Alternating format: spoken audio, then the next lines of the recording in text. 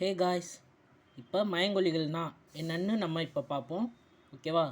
மயங்கொலிகள்னால் என்னென்னா, அதாவது நம்ம சொல்லும்போது ஏறத்தாழ ஒரே மாதிரி இருக்கும், ஆனால் பொருள் வேறுபாடு இருக்கும். ஓகேவா? அதை தான் நம்ம மயங்கொலிகள் அப்படின்னு சொல்கிறோம். ஓகேவா? அதாவது உச்சரிப்பில் சிறிதளவு மட்டும் வேறுபாடு இருக்கும், பட் பொருள் வேறு மாதிரி இருக்கும். அதுதான் மயங்கொலிகள்.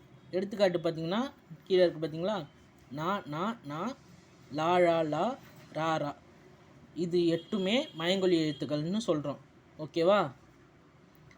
இதுக்கு வேர்ட்ஸுக்கு எடுத்துக்காட்டு என்ன சொல்லலாம்னா, இப்போ பார்த்திங்கன்னா மனம் அப்படின்றது இருக்குது. ஓகேவா? மனம், இந்த மனம் இருக்குது. ஓகேவா?